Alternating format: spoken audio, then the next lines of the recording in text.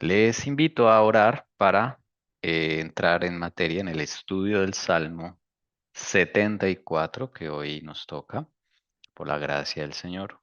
Entonces vamos a orar para que sea el Señor Jesús quien dirija. Oremos.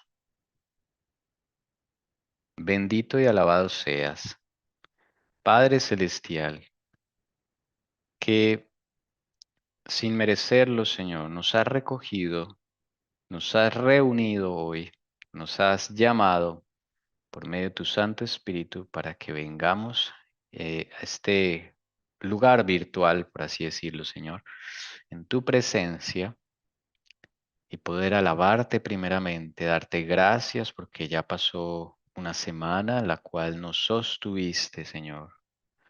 Padre, eres maravilloso, eres, eres hermoso, la forma en que nos conduces, cómo nos tratas, Señor, de una forma misericordiosa, bondadosa. Nos concede, Señor, detalles también en la vida temporal, como el alimento, el vestido, todas las actividades que hacemos, Señor. Nos concedes la compañía del Espíritu Santo. Nos guardas del peligro con tus santos ángeles, pero nos has dado el mayor regalo y el mayor tesoro que tenemos, y es Jesucristo, nuestro Salvador. Padre mío, gracias y alabado sea tu nombre. Jesucristo, mi Señor y Salvador, tú eres la palabra viviente, tú eres el Verbo. Venimos a ti, Señor, porque queremos aprender, queremos que tú nos enseñes, que tú nos muestres nuestra condición, que tú nos reveles lo que está oculto en el corazón. Y por eso hemos venido, Señor, a estudiar estos salmos. Danos el Espíritu para recibir tu palabra. También que el Espíritu Santo nos visite en casa y tú puedas moverte entre todos, Señor, y que tú dirijas la palabra, Señor, a tu parecer. Te pedimos tu santa bendición, Señor, y que como niños podamos estar a tus pies, Señor. Tú eres nuestro Maestro, nuestro guía y nuestro Salvador. En tu precioso nombre, Señor Jesús. Amén. Bien. Ok, hermanos. Entonces, mm, Salmo 74. Saludamos a los hermanos que están ahí por YouTube. También pueden participar. Recuerden la mecánica. Leemos una porción, meditamos sobre esa porción. Si usted quiere, puede decirme, me llamó la atención esta frase, esta palabra. Vamos subrayando lo clave. eh, y bueno, vamos participando. Entonces, vamos adelante con el Salmo 74. Este salmo también es de Asaf, ¿ok? También es de Asaf. Vamos a leer los tres primeros versículos. Recordemos que Asaf es de tiempos del rey David. Y vamos a leer los primeros tres versículos. Dice lo siguiente: Oh Dios, ¿por qué nos has rechazado para siempre? ¿Por qué se enciende tu ira contra las ovejas de tu prado? Acuérdate de tu congregación, la que adquiriste desde los tiempos antiguos, la que redimiste para que sea la tribu de tu heredad, y de este monte Sión donde has habitado. Dirige tus pasos hacia las ruinas eternas. Todo lo que hay en el santuario lo ha dañado el enemigo. Bien, este salmo tiene muchas cosas, son proféticos, recuerden, este Asaf es del tiempo de David. Está hablando allí de algo. Evidentemente llama la atención ese último versículo, ¿no? Dirige tus pasos hacia las ruinas eternas. Todo lo que hay en el santuario lo ha dañado el enemigo. Bueno, no sé si alguien quiera iniciar participando de alguna forma, puede hacerlo. Sé que podemos ir leyendo, es para ir como procesando la información y si le llama algo la atención, puede participar. Ahí vamos hablando. Bueno, pues a mí me llamó la atención, dice, en la mía dice másquil de Asaf. Entonces yo busqué la palabra másquil en general. Te dice sitio donde se recogen las caballerías huyendo de las moscas en las horas del recistero estival. Pero también dice acá, ¿qué significa másquil de Asaf en la Biblia? Entonces conseguí, dice, es una súplica y una oración con gran dolor por la destrucción del santuario. La mayoría de los comentaristas creen que este salmo siguió a la destrucción del templo por los babilonios. Eso fue lo que... Vale, muchas gracias.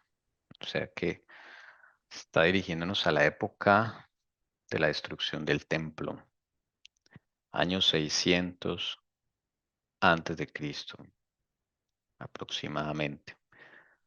Un masquil es un poema contemplativo. Mira, aquí lo dice, es un salmo didáctico, o sea, pedagógico, podríamos decir, para enseñar algo, o puede ser también un salmo contemplativo. Los salmos contemplativos, em, bueno, no es solamente los que nos llevan a meditar, pues, porque todos los salmos nos llevan a meditar. De pronto voy a hablar de Asaf. Aquí tengo unos versículos pequeñitos de Asaf, porque es que Asaf es, o sea, no hablamos mucho de Asaf, pero Asaf, mejor dicho, velan con sus propios ojos. Miren, Primera de Crónicas 25, del 1 al 6, ¿quién era Asaf? Dice, además David y los comandantes del ejército separaron para el servicio, que está hablando del servicio del santuario, a algunos de los hijos de Asaf, de Emán y de Jedutún, que habían de profetizar con liras, arpas y címbalos. Y el número de estos conforme a su servicio fue de los hijos de Asaf, Sacur, José, Netanías y Azarela. Los hijos de Asaf estaban bajo la dirección de Asaf, que profetizaba bajo la dirección del rey. O sea, Asaf es un profeta y sus hijos eran profetas, pero era un tipo de profecía diferente en el sentido de que ellos profetizaban con música. O sea, las obras que ellos componían eran profecías, también ahí lo está diciendo, ¿ok? Y entonces el director, digamos, de esa alabanza era Asaf junto con sus hijos y dos personas más, que eran Emán y Jedutún. Y ellos profetizaban, dice acá, con liras, arpas y címbalos, que eran los instrumentos musicales que se usaban para la alabanza en el santuario. En otro texto de la escritura dice que Asaf, dice por acá, en Segunda de Crónicas 29:30, entonces el rey Ezequías y los oficiales ordenaron a los levitas que cantaran alabanzas al Señor con las palabras de David y del vidente Asaf. O sea, Asaf, además de profeta, era vidente. Un vidente es el que tiene visiones. ¿Ok? Entonces este hombre, eh, cuando componía los salmos, profetizaba y tenía visiones. Este es un salmo que es la descripción de lo que él vio. Por eso muchos comentaristas dicen, pero cómo Asaf, viviendo en el tiempo de David, va a hablar de acontecimientos que sucedieron casi 1000 años después? Perdón, casi, no, como, sí, o sea, mucho tiempo después, ¿sí? Estoy ahorita recordando, David fue como en el año 1000 y pico y el cautiverio de Babilonia en 600, sí, o sea, 400, más de 400 años después, está hablando Asaf aquí de eventos que van a suceder. Pues la razón es porque él era profeta y era vidente, ¿ok? Entonces no es que este salmo lo haya escrito por allá después del cautiverio babilónico, ¿no? Es un salmo profético, contemplativo, o sea, de una visión que tuvo Asaf. Desde luego, este caso son de cosas futuras, no todas las visiones son de cosas futuras, ¿sí? En este caso sí. Entonces por eso está hablando de hacia las ruinas eternas, todo lo que hay en el santuario lo ha dañado el enemigo. Pero también está la pregunta, ¿será que esto apunta al tiempo del fin? Esa destrucción del santuario. Vamos a subrayarlo. Curiosa la expresión ruinas eternas. No sé si alguien quiere añadir algo, subrayar algo, se entendió o preguntar algo. Estamos callados hoy. Hermana Jessie. Sí, no, es que estaba pensando en esa pregunta del versículo 1, porque me hizo acordar al Salmo, que junto a agua de reposo nos pastorearán, ¿no? O sea, cuando están en el versículo 2 creo que es del Salmo.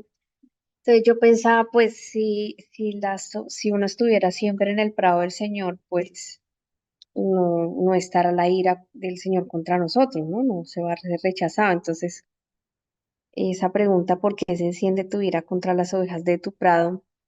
Me preguntaba yo, ¿será que esas ovejas están en el prado del Señor? Porque cuando uno se va de ese prado es cuando uno se empieza a descarriar, ¿no? No, si uno está en el prado del Señor, no pasan esas cosas, ¿no? No sé.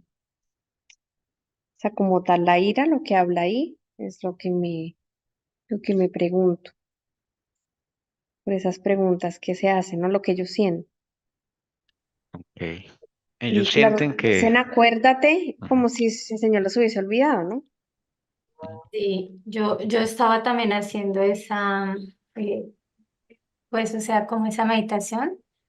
Acuérdate de tu congregación, pero lo que más es la pregunta que dice, la que adquiriste desde los tiempos antiguos. ¿A qué se refiere cuando adquiriste? Y a la vez la relaciona con la redención. Es como si se hubiera comprado desde mucho antes. O sea, Para es mí, como... para mí ahí está hablando del pacto eterno, Ujú. porque tú lo dijiste como si se hubiera comprado mucho antes. Esa compra realmente, esa redención la hizo entre el Padre y el Hijo, allá en el Sí, tercer cielo. sí, desde tiempos antiguos, ¿no? Apocalipsis Eso, dice... Ujú. eso me llama la atención, o sea, que ellos sí tenían buena información. Yo digo que tenían más que nosotros porque estaba más fresquita, ¿no? O sea, es que a veces uno, pues sí, yo sé que hoy en día nosotros tenemos, o sea, tenemos muchas ventajas, pero realmente los que estaban consagrados a Dios, o sea, la información la tenían, sabían lo del pacto eterno. Bueno, y el Espíritu de Dios, pues sí, o sea, era quien los tocaba y hablaban, mire. Sí, interesante. La palabra dice el cordero que fue ofrecido desde antes de la fundación del mundo, ¿no? En Apocalipsis. Así es. Y Y entonces el- por eso aquí se ve como si fuera pasado, pero realmente era un futuro, ¿no? esa no la entendí. Eso se cumpliría en un futuro, o sea, ellos lo hablan como que tú redimiste, pasado, que tú Sí, adquiriste, ¿sí? Y obvio, lo hicieron ellos, pero fue el pacto, fue la promesa que hicieron ellos. Luego esa promesa se cumple cuando Jesús viene. Entonces, claro, ellos lo hablan en pasado porque así es, o sea, ellos realmente todo ese plan lo hicieron antes, esa promesa fue hecha antes. sí es. ¿Es claro, hermanos, para todos? Que se acaba de explicar, de decir. Sí. Si los que quieran profundizar pueden leer allí Historia de la Redención, capítulo 2, 3. Allí habla de la reunión del Padre y el Hijo cuando decidieron hacer el plan de redención. Pero, ¿sabes? Uno sigue leyendo, hermanos, y me llama la atención este último que dice, y de este monte Sión donde has habitado. Entonces, es curioso porque esa primera parte habla de cuál pacto, el pacto eterno. ¿Y qué sucedió en el Sinaí? ¿Qué pacto se dio ahí? El otro, ¿no? El de emergencia o el antiguo que llaman. Y entonces, ¿por qué nombra acá el monte Sión también? Será para el futuro. O sea, ahí Será, estoy hablando de 144.000. sí, eso siempre que está el Monte Sión hay alguna referencia a los 144.000. Por eso también me O sea, preguntaba. Ujú, sí, sigue, o sigue. sea, yo solo le digo eso. O sea, que cuando él dice, para que sea la tribu de tu heredad, y luego qué curioso que dice, y de este monte Sión donde has habitado. O sea, es como la promesa que él está hablando de que sí iban a haber 144.000 y sí van a haber 144.000. Yo no estoy hablando en número literal o no, ¿sí? Ujú. 144.000, como yo lo digo en mis Como, palabras, clones de Cristo, son mentes de Cristo implantadas. sí, o sea, él acá en este versículo está recogiendo el todo, ¿no? Está yendo desde antes de la fundación del mundo hasta el final de esta historia. Y lo está hablando como algo que ya es hecho, es un hecho. Claro, él está viendo una visión, ¿no? Cuando dice también, ¿ustedes qué piensan? Dirige tus pasos hacia las ruinas eternas. ¿Qué querrá decir esas ruinas eternas? En el contexto de lo que, como tú dices, que se recopiló en el versículo 2. Ruinas eternas, sí, eso también me llamó la atención. Y, Si alguien y lo tiene que alguna dice, idea, y pues. todo lo que hay en el santuario lo ha dañado el enemigo. O sea, si lo estamos hablando en el ámbito espiritual, uno sabe lo que sucedió, sí, sí me hago entender lo que tú estabas Sí, explicando.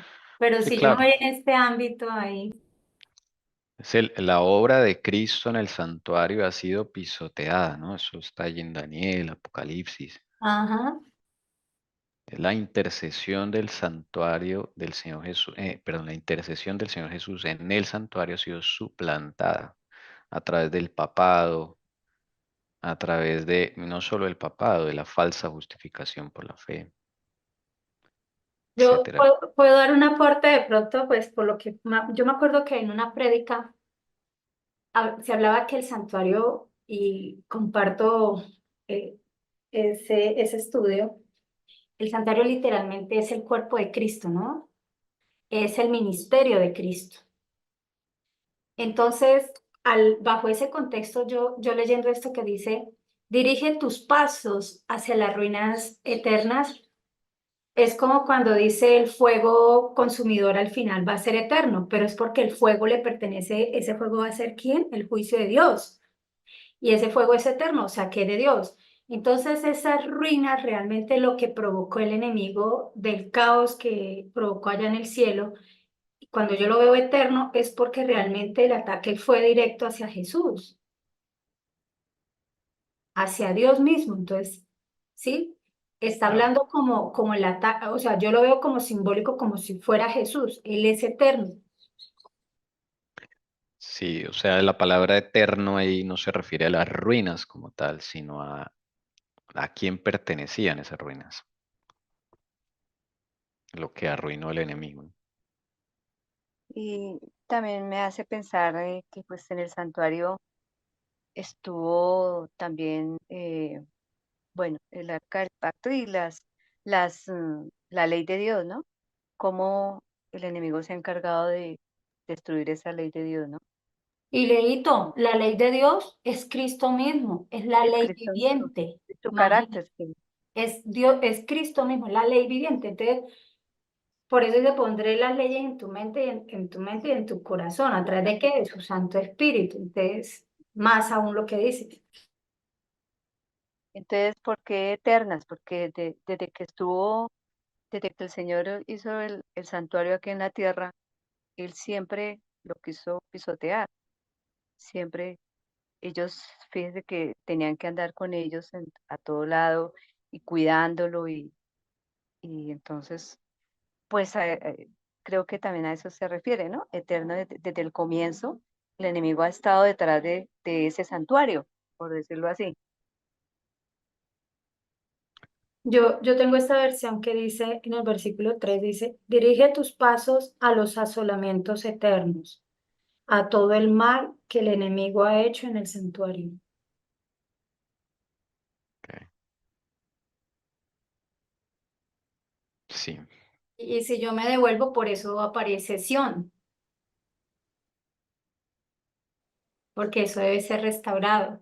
O sea, ¿qué quiere decir? Que la ley de Dios sí se puede obedecer, que Dios puede ser misericordia y a la vez justicia o juicio. sí. Recordemos que en esta época de Asaf estaba el santuario dividido en dos. Habían acabado de recuperar el arca del pacto del pueblo filisteo. Y el Señor quiso que David colocara el arca en una tienda junto al palacio del rey, junto al palacio de David. En esa tienda no había más muebles del santuario. Ese era todo el santuario. Los otros muebles, el altar de incienso, la mesa de los panes, el candelabro, el altar de sacrificio, el lavacro, estaba en Gilgal, estaba en otra ubicación de Israel. Entonces era como si tuviesen dos santuarios. Fue lo Entonces mismo, ya, ¿no? mm, Lo mismo que sucedió, ¿no? claro, en este caso, pues eh, Asaf está viviendo esa época cuando por primera vez el santuario es como roto, así decirlo, dividido. Y claro, el Señor le da esta profecía, esta contemplación para lo que viene es peor aún, cómo va a quedar el santuario. Pero Pero, hay esperanza, ¿no? o sea, lo que yo digo, eso sucedió literal, o sea, eh, cuando Jesús viene acá, prácticamente el primer ministerio del santuario está en la tierra. Sí, Tú sabes que alrededor sí, del santuario también estaba ubicada las tribus, o sea, el pueblo de Dios. El pueblo de Dios todavía no está allá, estamos acá. sí, así es. Bien, ¿algún pensamiento adicional? O sea, que hay ruinas eternas. O sea, Ruinas estamos en eternas. ruinas, o sea, total, Sí, sí, esta historia se tiene que completar. Y todo tiene que ver Monte de Sión, el pacto eterno. sí, y el que se haya dañado la justificación por la fe también es un ataque al santuario directo, al ministerio de Cristo. Bueno, pero para eso hemos sido llamados, para ser participantes de esa restauración de esas ruinas eternas, ¿no? Y somos llamados al monte de Sión, para los que el Señor tenga para hacer 144,000. Yo digo que ese es uno de los propósitos de los cuales estamos aquí en La Verdad Os Hará Libres, no es otro, no es pasarla rico los sábados, por así decirlo. Disculpen que use ese vocabulario. Esto tiene un propósito elevado. Y si usted se mete en ese propósito, bueno, el Señor lo va a conducir. Bien, ¿algún pensamiento adicional?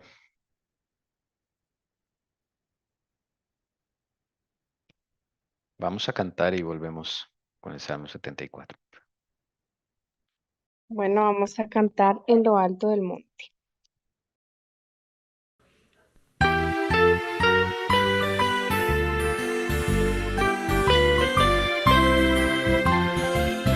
Espero el día precioso y sublime cuando tendré un bello hogar entre colinas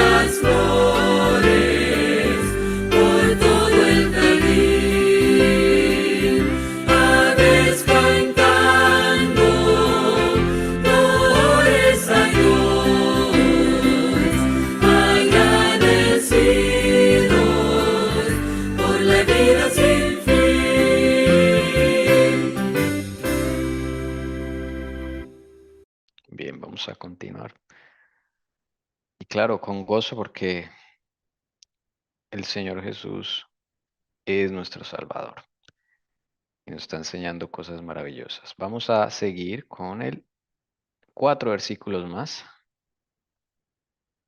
Dice lo siguiente. 4.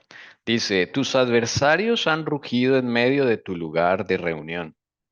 Han puesto sus estandartes por señales. Parece como si alguien hubiera levantado el hacha en espeso bosque, y ahora toda su obra de talla hacen pedazos con hachas y martillos. Han quemado tu santuario hasta los cimientos. Han profanado la morada de tu nombre. Bueno, sigue hablando de la destrucción del santuario. ¿Alguien quiere participar? ¿Qué le llama la atención? Ya, Seguimos.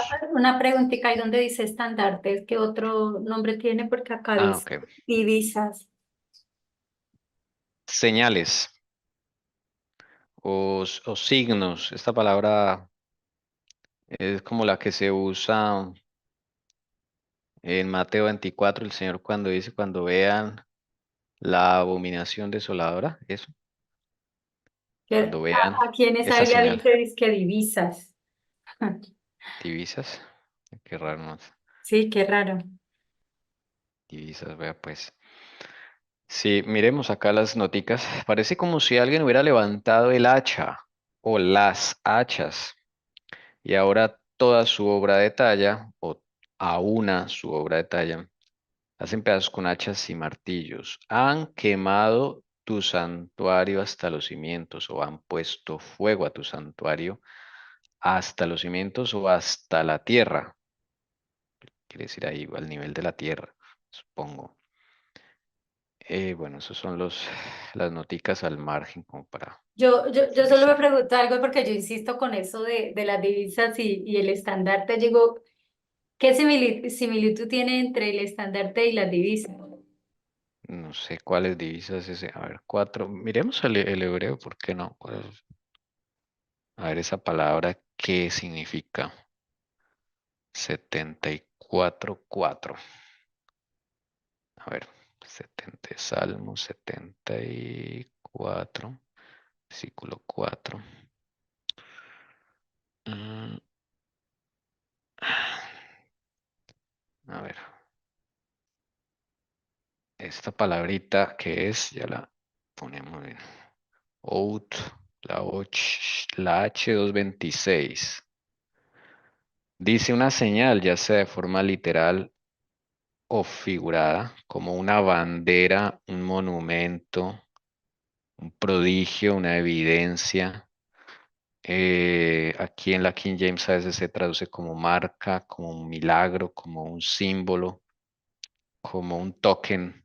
De pronto ahí está lo de Porque la divisa. una divisa es como la moneda, ¿cierto? De cada país para hacer el cambio de S- la, Sí, en términos financieros, el ¿no? Es eso, valor, claro. sí. Por eso, pero de igual manera yo Mm, digo, si en esa época se sitiaban, se conquistaban, se entraban, pues prácticamente todo eso cambiaba, ¿no? Entraba también al que era, al conquistador, pues era el que implantaba todo eso nuevo, ¿no? Lo usurpaba sí, y lo ponía él. ponía su sistema, Exacto. sus tokens, sus divisas. Mm, es verdad. De hecho, cuando Roma llegaba y ponía sus banderas en un sitio, cuando conquistaba esas banderas que tenían el símbolo de un águila, un escudo, el Y mismo que ahí es está. que todo el sistema cambiaba, económico, Eso. todo, religioso, bueno, en algunos se le respetaba, ¿no? Pero en la Sí. mayoría no. Y esa misma águila la que está en el billete del dólar, ¿no? La misma.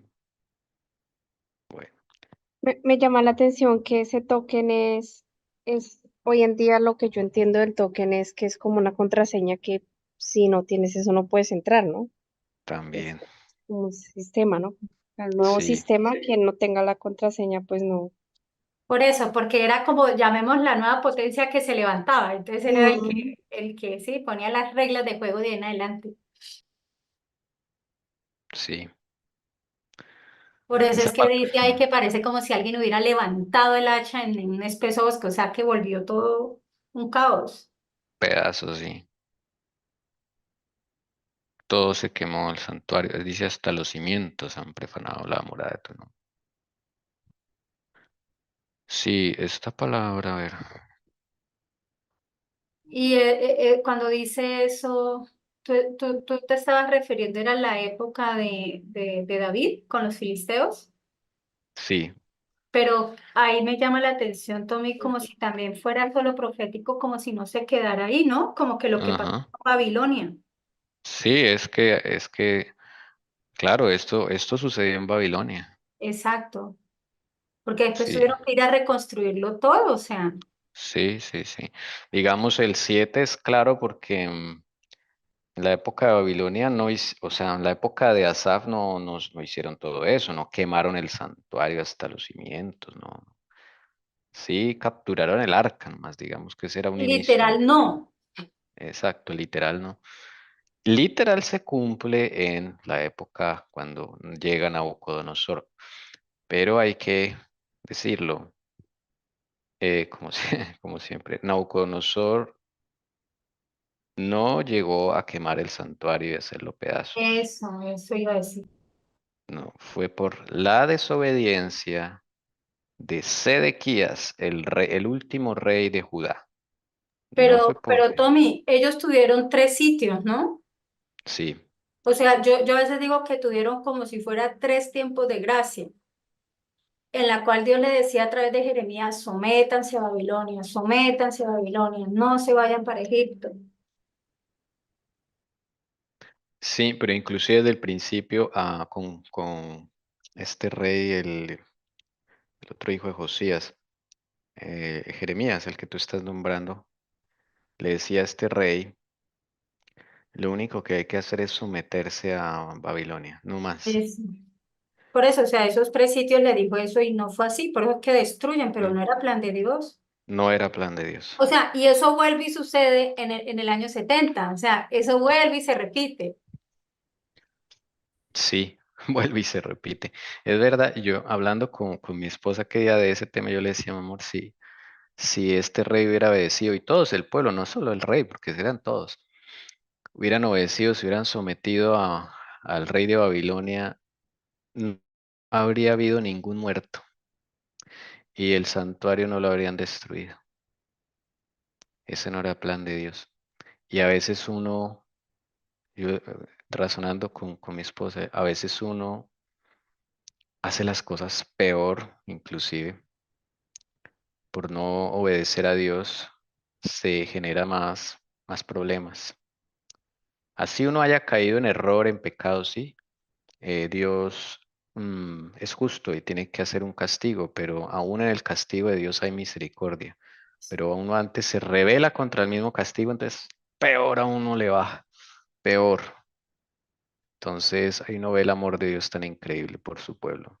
En el conflicto de los siglos también dice que por 7 años había alguien que todos los días gritaba por Jerusalén lo que iba a suceder, no lo que iba a acontecer.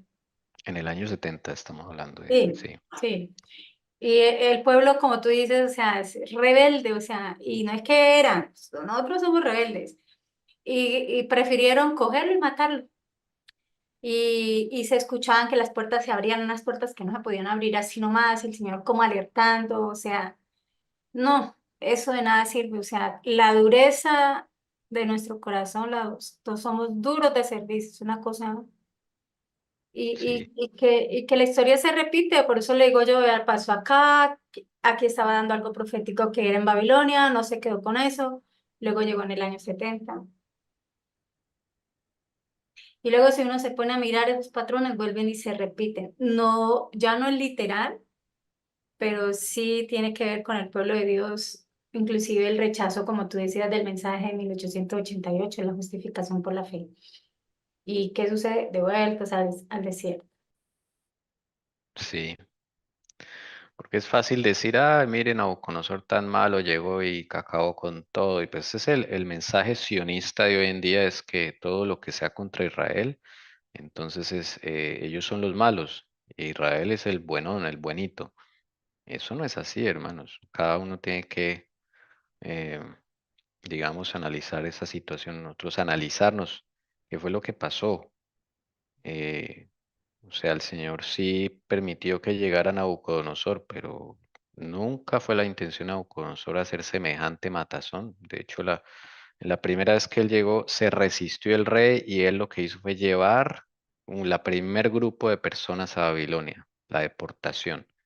Pero fue por la resistencia del rey de Judá. Eso no fue porque sí llegó y el malo y acabó con todo así como así, no.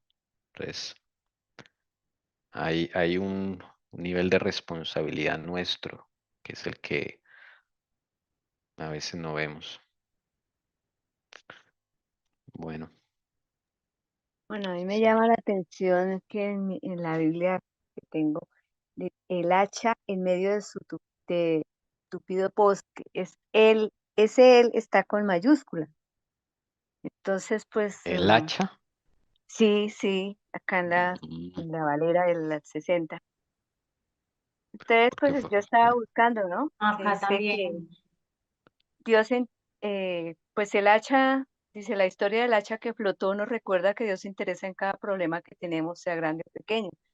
Y ese hacha que flotó es la parábola en dos de Reyes 6, 4, 7, en la Biblia de las Américas, dice. Fue pues con ellos y cuando llegaron al Jordán cortaron árboles, pero sucedió que cuando uno de ellos estaba derribando un tronco, el hierro del hacha se le cayó al agua y gritó y dijo, ah, Señor mío, era prestado. Entonces el hombre de Dios dijo, ¿dónde cayó? Entonces, pues, no sé qué, será que pues el hacha, pues también se refiere como, sí, a algo espiritual, ¿no? sí, yo creo que es la espada del Señor, por eso está en Eso, sí, mayúscula. por eso está en mayúscula. Entonces, pues, sí, la parte que él O sea, podría decirse que todos los juicios, claro, o sea, la E mayúscula es porque él lo permite. O sea, él es el que los hace, ¿sí? sí, de Sí, no, pronto sí. a mí me impresiona mucho, yo creo que va a buscarlo lo que le dijo el capitán de Nabucodonosor a Jeremías cuando llegó a destruir el templo. Mm, Es impresionante lo que le dice, es que él está diciendo, es que prácticamente tu Dios nos mandó a que hiciéramos esto por la desobediencia de ustedes. Así le dice. A ver si lo encuentro. Está mi Biblia. Si alguien quiere seguir comentando. ¿Qué otra cosa sí? Sí, Eh, Nabuzadarán es que se llamaba. En Segunda de Reyes yo creo que está. Y sigue, ¿no? Y ahora con hachas y martillos han quebrado todas sus entalladuras. O sea, como que se necesita esa, sí, el Señor en nuestra parte espiritual para que como que nos haga como, hay una relación ahí como personas nuevas, ¿no? Como que haga todo nuevo en nosotros, ¿no? Sí, o sea, Que, que de Jeremías, ¿qué? ¿Qué es lo que está buscando? ya aquí ¿Ya? Nabuzadarán, lo que es que fue terrible. Ahí lo pueden leer en Segunda de Reyes, capítulo 25 cuando Y, lo este lean también En es así. el Jeremías, verso 20 ahí pero dice, mira, Tommy, ahí en el verso 20 ahí apareció Nahusar, en el verso Sí, 20. sí, ah, pero yo estoy también buscando. yo Bueno, encontré Jeremías 51:20. también Dice, está allá, sí. tú eres mi hacha de guerra y mi espada, dice el Señor. Contigo destrozaré naciones y destruiré muchos reinos. Ese está bueno. Acá Jeremías, ¿qué? ese está bueno, ahí es donde lo dice. Jeremías 51, ¿qué? 20. 20. Miren, hermanos, y todos los que están mirando. Em, Eres no mi hacha, es, mi arma de guerra. No es como estas cosas la porción de Jacob, porque él es el hacedor de todo y la tribu de su heredad. El Señor de los ejércitos es su nombre. Él dice, eres mi brazo, mi mazo, mi arma de guerra. Contigo destrozaré naciones, contigo destruiré reinos, contigo destrozaré el caballo y su jinete, al carro y al que lo conduce, etcétera, etcétera. A todo dice.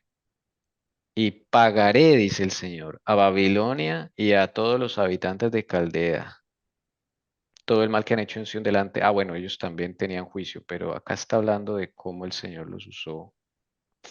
mm, Dice como Fueron el langosta. instrumento. Fueron el instrumento, exactamente, para destruir. Sí, pero yo quería, bueno, ahora lo busco, si quieren, vamos a Después ir del himno. comentando. Eso. Bueno, vamos a cantar y continuamos. Bueno, vamos a cantar himno del Creador.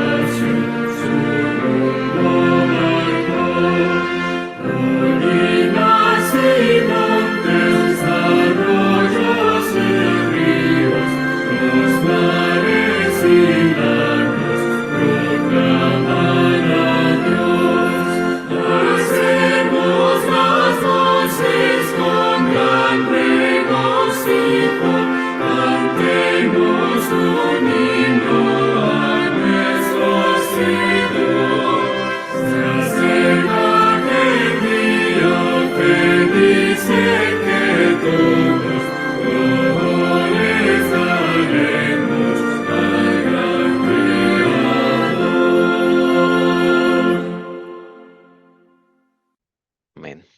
Bueno, vamos a seguir. Estoy buscando el texto, si lo encuentro, lo compartimos. ¿Cuál es el texto, Tommy? ¿De qué habla? Y yo le ayudo. Es un texto donde Nabuzaradán le dice a Jeremías que todo lo que pasó fue porque el Señor les mandó. Y ahí no puede deducir que ellos no tenían pues, la intención de hacer todo eso. Y era porque Nabucodonosor ponía un rey y se sublevaba. Lo cambiaba, ponía otro y se sublevaba. O sea, ellos mismos se buscaron todo eso porque no lo estaban, digamos, esclavizando. Ahí no fue como en Egipto que los llevaron, los esclavizaron y no, y los oprimieron, no. Les nombró un rey y se fue.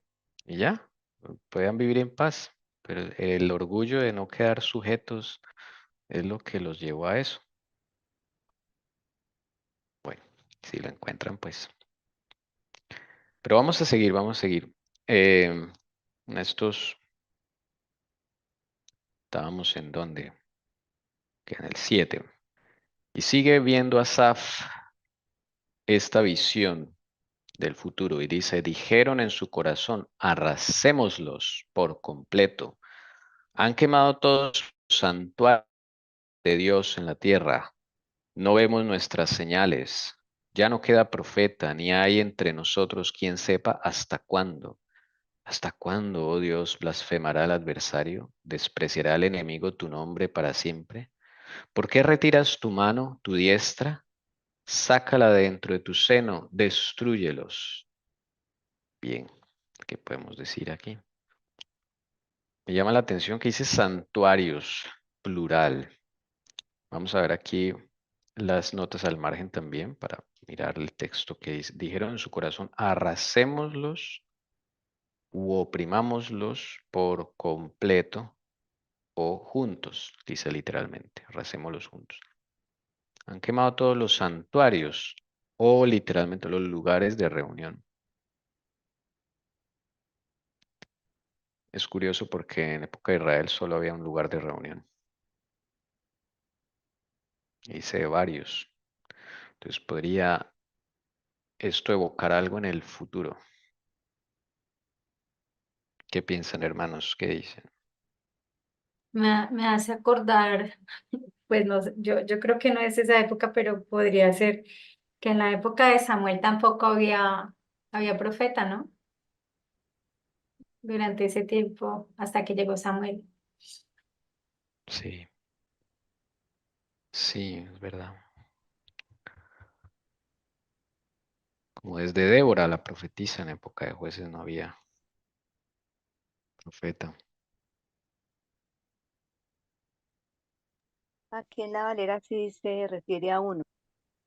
Han, han puesto a fuego tu santuario, dice. Sí, pero en hebreo sí dice, está en plural, el 8. Verifiquemos de todos modos. O sea que, una cosa, Tommy, si ahí dice los santuarios y habla de que no había profeta, o sea que hubo 3 tiempos también donde escaseó la palabra del Señor como profecía. Interesante lo que dices. Sí, puede ser cierto. Sí, está en plural. Está en plural. El hebreo está en plural. Entonces puede, lo que dice el Cira, referirse a esos 3 momentos en donde escaseó la palabra de Dios. A ver, recordemos cuáles son los 3 momentos donde escaseó la palabra de Dios. Una en la época de los jueces, diría. ¿Sí? De Samuel, ¿cierto? La de los jueces. Sí, Samuel es La el último otra, juez. la otra es poco tiempo antes de que llegara Jesús, ¿no? Un Sí, poco sí, entre sí. comillas porque fueron 400 años. Bastante, ¿no? Bastante. ¿Y ahorita? Poco tiempo antes, no sé. Porque después de la muerte de la hermana White, ¿No fue en la Edad Media? ¿El oscurantismo? ¿No fue eso? no, pero ahí vimos cuando estudiamos, vimos que sí el Señor mantuvo, Sí, Tommy mostró eso. a Ya. pesar de que siempre Sí, había sí, alguien, sí. Mm. mantuvo la palabra, hubo profetas en la Edad Media. Eh, sí, Pero lo curioso, o sea, bueno, no sé, yo digo que lo curioso es que siempre cuando los eventos se aproxima algo muy, muy importante, como la primera venida de Cristo, como cuando iba a destruir la tierra por agua, ahí Dios levanta a alguien. Y fíjese que Helen White estaba a punto, en eso, ella misma dice, a 5 minutos de llegar a la Canaán. sí, estaban a punto. Siempre el Señor levanta profeta antes de un gran evento, siempre. No puedo encontrar un evento importante en la Biblia, una decisión trascendental para el pueblo de Dios en donde Dios no haya levantado antes profeta. Ahí la hermana Alcida nombró el caso del diluvio. ¿Levantó a quién? A Noé. Otro evento importante, el éxodo. ¿Quién levanta? Moisés. Moisés, sí. Ujú. Sí. No, qué pena era para decir que estaba leyendo mal. Y sí, en el mío también está en plural. Pero no dice los Ah, ok. santuarios, sino las sinagogas. Ah, ok. La sinagoga se refiere a los lugares de reunión que salieron de la época de Babilonia. Como ya no había templo, entonces ellos empezaron a hacer lo que llaman las sinagogas, lugares de reunión. Eso se creó allá. El otro es poco tiempo antes de llegar Jesús. Ujú. Elías, pero también si uno se pone a ver, Dios levantó a Elías y a Eliseo. ¿Y Juan dónde queda? Por El eso, Bautista. el Elías, Ah, El segundo Elías, segundo Elías. sí, Juan el Bautista, o sea, que sí, que todos le preguntan que será si él había llegado con el espíritu de Elías. sí. Cuando antes de la destrucción de Jerusalén también, los mismos apóstoles eran Yo tuve profetas. una prédica de esas, ahorita se me olvida, yo tengo esa diapositiva, siempre levanta, inclusive después de 1798, que fue la herida, ahí hubo un periodo muy oscuro dentro de la iglesia, y es cuando Dios empieza a llamar a Miller. Siempre hay Ujú. alguien que Dios empieza a llamar para liderar, porque es cuando la iglesia empieza a apostatar y empieza en una oscuridad. Y Dios necesita volver como a despertar al pueblo. Eso está una de las prédicas que tuve hace mucho tiempo. Sí, estamos hablando del siglo XVIII, 1700, donde se apaga a través de la iglesia. Entonces, siempre el Señor ha levantado profeta, en todo tiempo. Cuando se iba a levantar el papado, iba a cambiar de poderes, la Roma imperial del occidente iba a caer y se iba a levantar el papado. Ahí el Señor levantó también. Entonces, nunca es que el Señor haya callado, nunca es que no haya habido profetas, siempre lo ha habido. Bendito sea el Señor. Pero, pero sí tiempos largos. ¿Cuál el Señor tiene un silencio? Pienso que ya todo fue dicho, se cumplió y hasta que vuelva otra vez, como que hay una medida, ¿no? Como si fuera, como si se llenara la copa. Sí.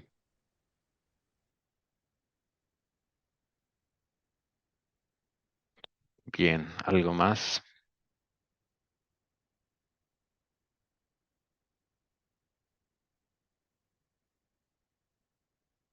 Bueno, podemos dejar aquí entonces.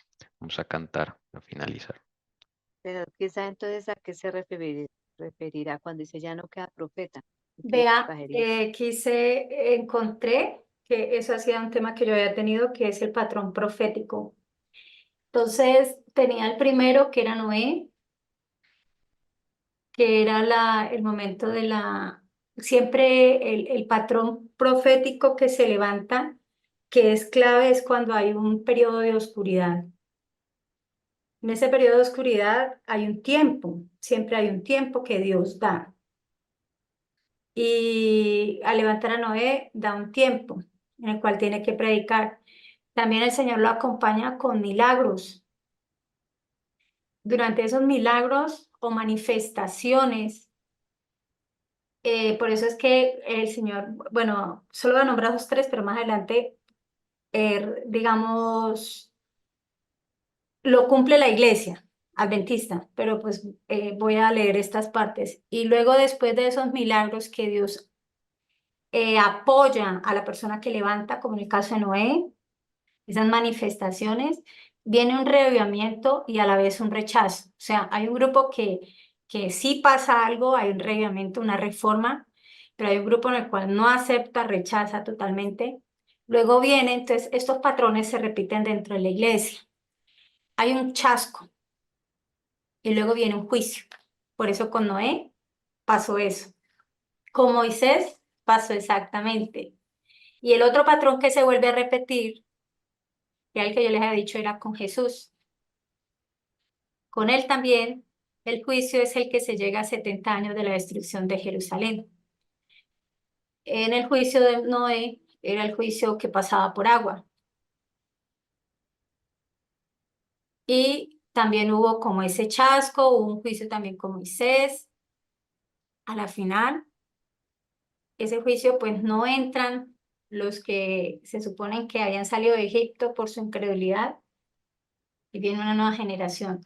Ese patrón lo repite desde que se comienza. Encontré eso porque hay otro donde yo me fui más específicamente con el hermano Miller. Amén. Ok. Una pregunta. parte adicional. Bien, vamos a cantar entonces a finalizar y seguiremos Dios mediante el próximo sábado con el Salmo 74. Bueno, vamos a cantar Dios al pródigo llama. Vamos a terminar entonces.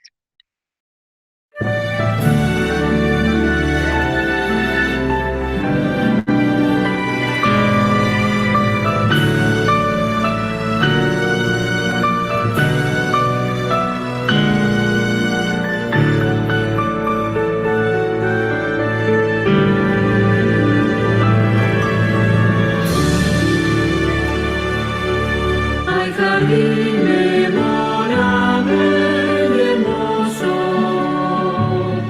todas rosas exhalan su olor. Allí Cristo en santo reposo levantó su plegaria de amor. Oh, qué bello jardín, el jardín de oración, donde el alma se encuentra con Dios. Allí miro al Señor y escucho su voz en la hora de la oración. Un vergel de eterna primavera, porque Dios allí da bendición. Es el sitio donde Cristo me espera, el bendito rincón de oración. Oh, qué bello jardín, el jardín de oración, donde el alma se encuentra con Dios. Allí miro al Señor y escucho su voz en la hora de la oración. Hay un huerto que Cristo me ofrece, mis penurias y cargas quitar. Allí el rostro del cielo florece y mi copa se ve remozar. Oh, qué bello jardín, el jardín de oración, donde el alma se encuentra con Dios. Allí miro al Señor y escucho su voz en la hora de la oración. Es el sitio donde Cristo me invita a implorar su bondad y perdón. He salido del alma contrita, se recoge con fe y devoción. Oh, qué bello jardín, el jardín de oración, donde el alma se encuentra con Dios. Allí miro al Señor y escucho su voz en la hora de la oración.